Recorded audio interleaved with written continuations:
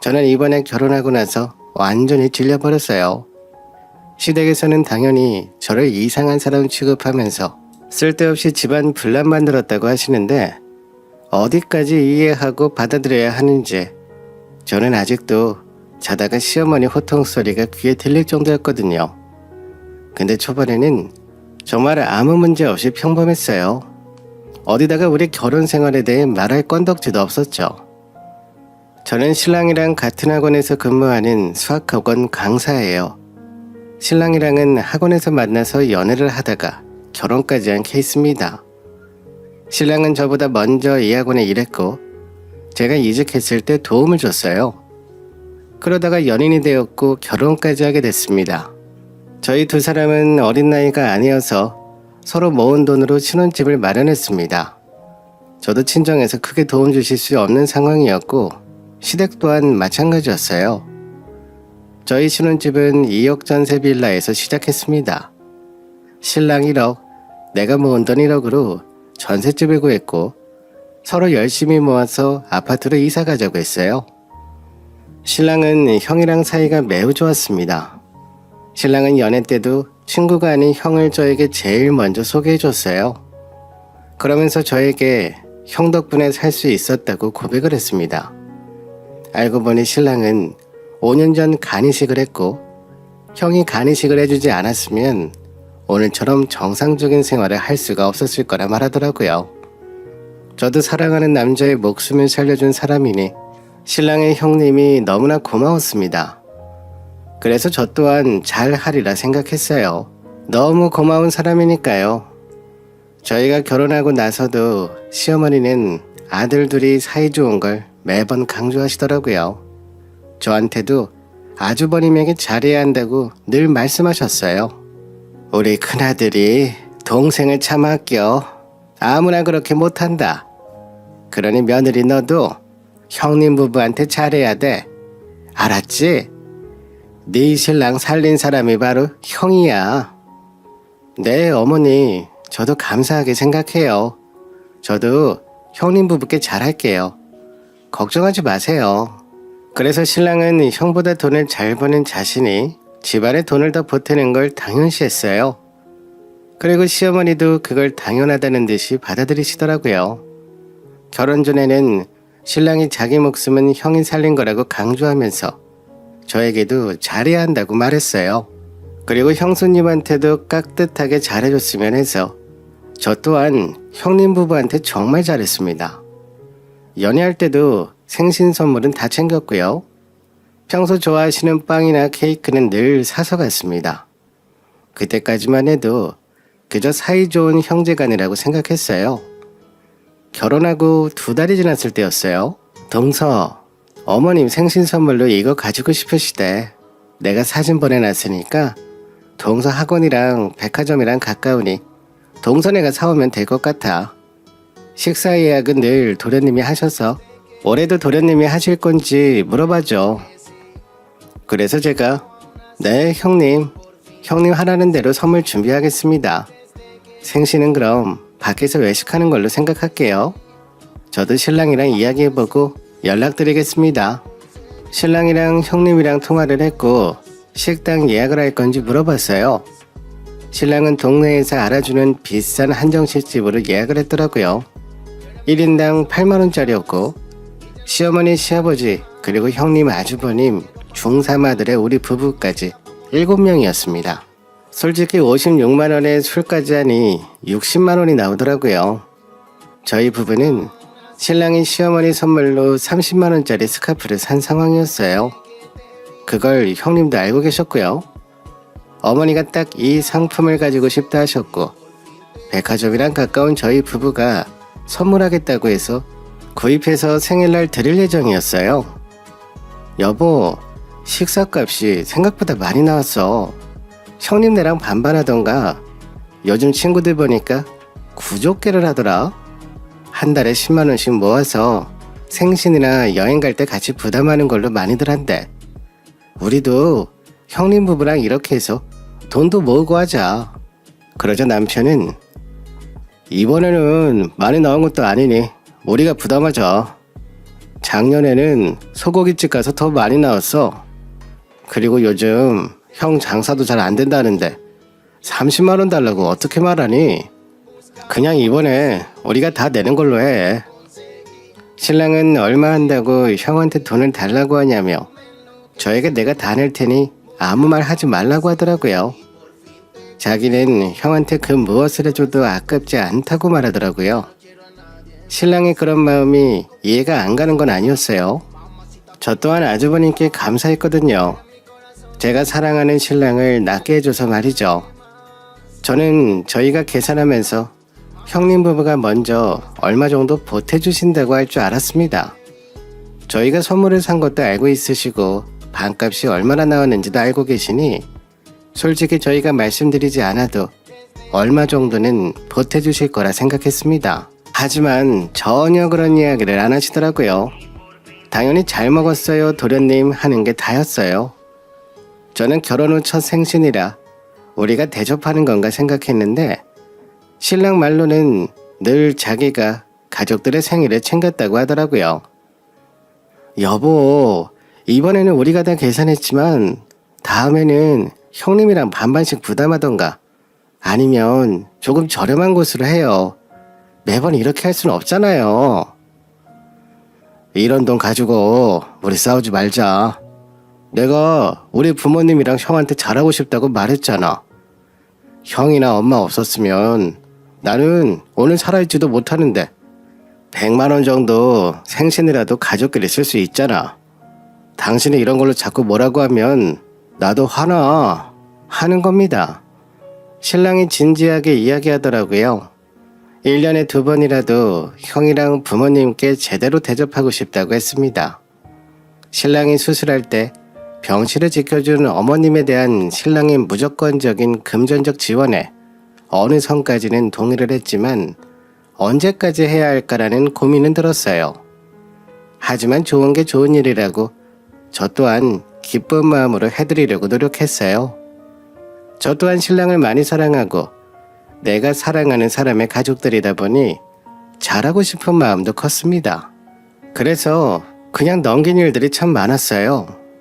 그리고 신랑이 이만큼 살 수 있었던 건 다 아주버님 덕분이란 말을 시어머니한테도 신랑한테도 너무 많이 주입식 공식처럼 들어서인지 저 또한 이렇게 해드려야 하나보다 라고 생각한 적도 있었어요.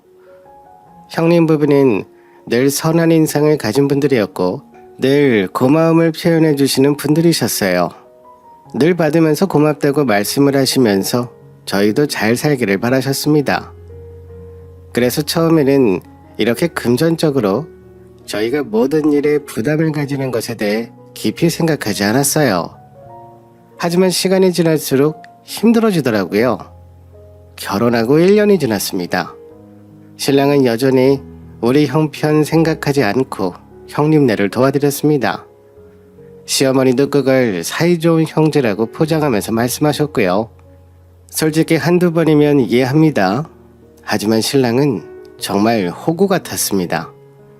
제가 이때까지 있었던 일을 말하자면 정말 제 속이 터집니다. 근데 사이는 남편과 아주버님이 좋은 거지 저까지 좋은 건 아니잖아요. 아주버님이나 형님이 저에게 간이식을 해준 것도 아니니까요. 그렇게 한창 저도 나를 세워가고 있을 무렵 시댁에 큰 일이 벌어지고 말았죠. 여보, 형이 사고가 났대. 브레이크가 고장나서 큰 사고가 날 뻔했는데 그나마 차만 망가지고 형은 찰과상 정도인데 아무래도 형 차를 바꿔줘야 될 것 같아 하는 겁니다. 신랑은 저에게 형이 운전하다가 차 사고가 나자 차를 바꿔야 한다며 돈을 보태준다고 하는 겁니다. 형은 조그마한 슈퍼를 하고 계셨어요. 그래서 매일 배달을 하기 위해 차가 필요한 상황이었어요. 하지만 그 차를 왜 신랑이 돈을 보태줘야 하는지 의문이었어요. 근데 신랑은 형 차가 노후되기도 하고 배달하는 형이 자동차 안전은 생명과도 연결되는 일인데 이번에 딱 700만 원만 보태드리자. 나 이번에 방학특강 잡아서 보너스로 돈 나오는데 그거 보태서 드리자. 아니 당신은 아무리 형님이 간이식을 해줬다고 해도 평생 이렇게 살 거야? 진짜 이번이 마지막이야. 결혼 전엔 당신이 어떻게 해드렸는지 몰라도 지금 우리 부부가 우선이 돼야지. 우리도 돈 모아서 이사 가기로 했잖아.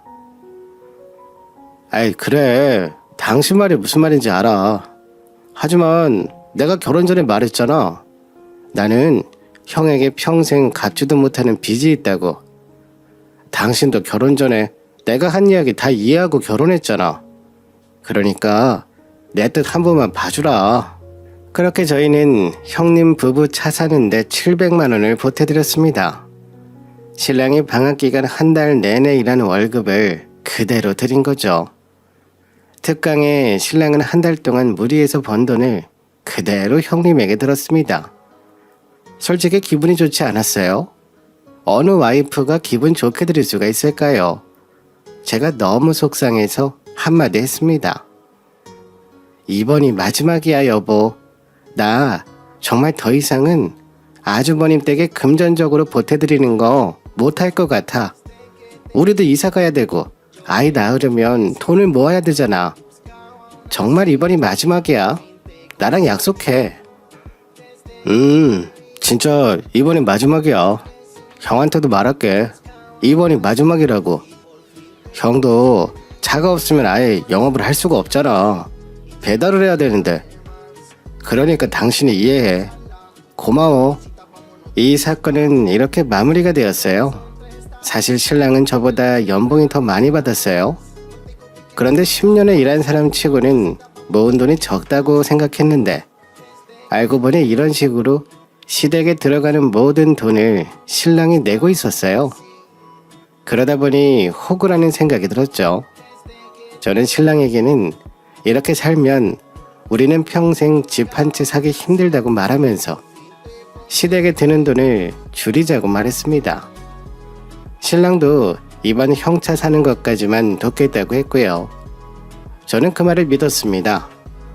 사실 이때까지만 해도 이해하려고 노력했습니다.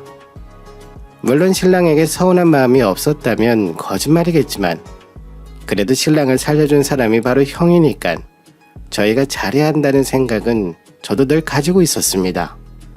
솔직히 제 동생에게 간이식을 해줄 수 있을까 반대로 생각했을 때 자식도 있는 상황이라면 저는 못할 것 같았거든요.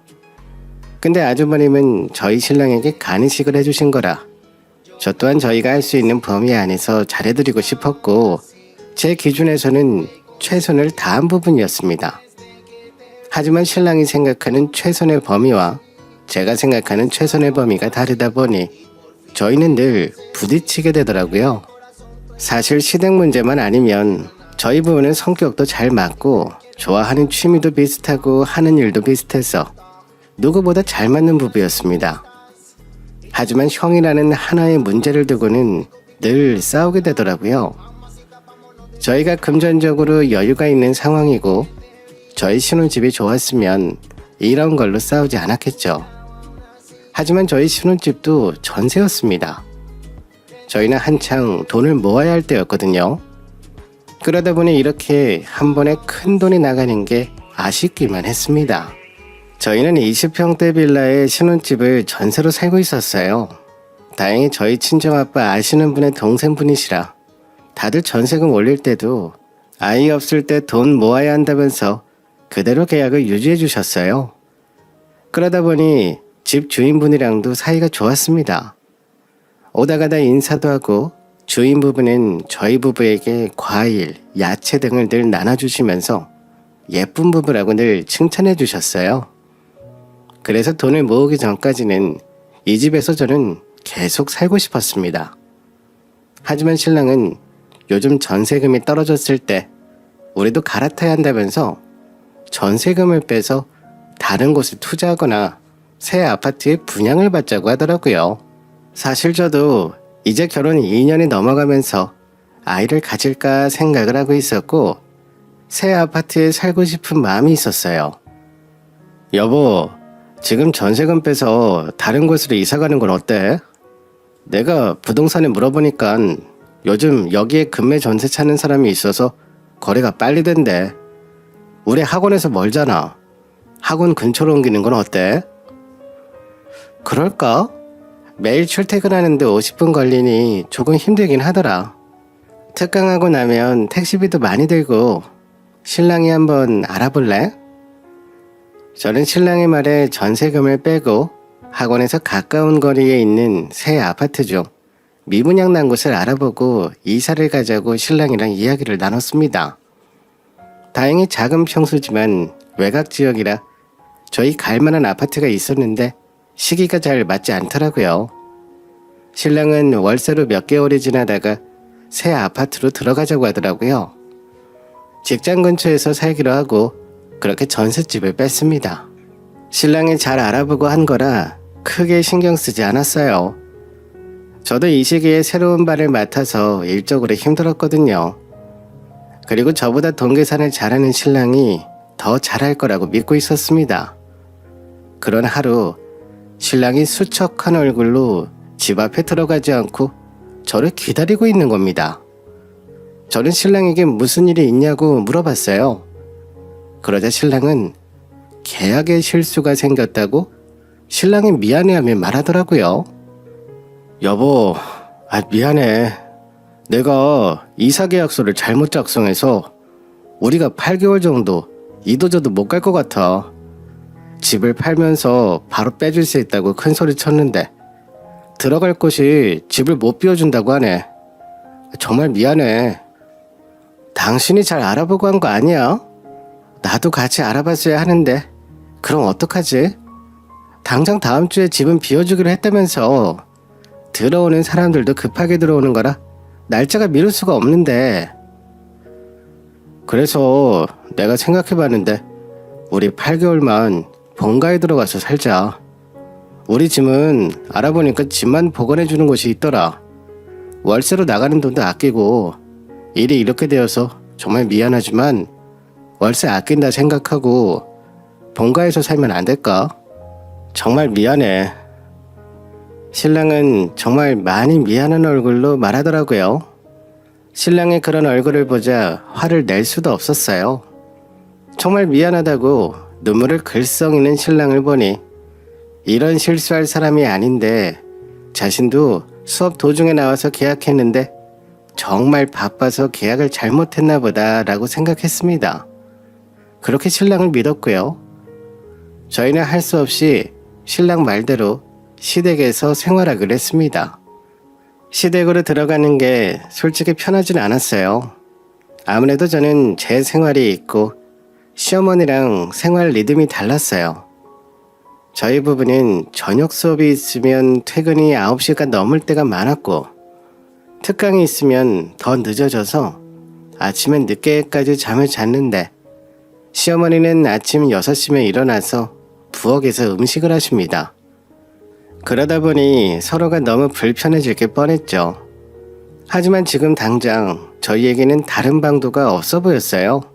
신랑이 하자고 하는 대로 하는 게 머릿속으로는 가장 돈을 아끼면서 좋은 방법이란 건 알고 있었거든요.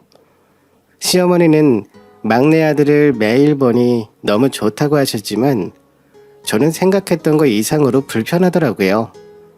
시어머니는 제 생활에 하나부터 10까지 잔소리를 하셨습니다. 아침을 먹어야 한다면서 12시에 겨우 잠들었는데 6시에 깨우셔서 아침 준비하자고 하시질 않나. 신랑이 간이 안 좋으니 좋은 야채즙을 먹어야 한다고 매일 아침 저보고 야채즙을 만들라고 하셨어요. 저도 직장인이다 보니 솔직히 힘들었어요. 하지만 반년만 참으면 된다 생각하며 지냈어요. 여기서 돈 아낀 걸로 사고 싶었던 가구를 사야지 하면서 참고 살았어요. 저도 원룸 생활에서 빌라로 신혼집을 차렸기 때문에 아파트에 대한 로망이 있었습니다. 아파트에 들어가면 소파도 바꾸고 싶었고 잡지에 나온 신혼집처럼 꾸미고 싶은 로망이 있었어요. 그래서 시댁에서 속상한 일이 있을 때마다 혼자서 가구 쇼핑을 하고 어떻게 집을 꾸밀까 행복한 고민하면서 속상한 마음을 달래곤 했습니다. 아마 저처럼 자취해보신 분들은 제 마음 아실 거예요. 수많은 아파트 건물 중에 내 집 하나 없는 슬픔을요.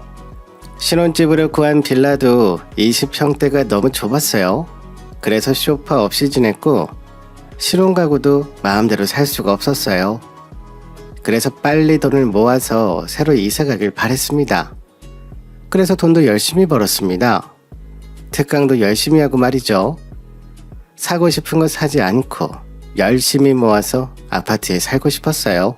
전세로 있던 빌라부터 새로 들어가려고 하는 월세집, 그리고 새 아파트까지 모든 계약은 신랑이 했고요. 다만 저희 전세금은 반은 돌려받아서 신랑이 들고 있었고 반은 일주일 후 거래가 되면 주신다고 하셨어요.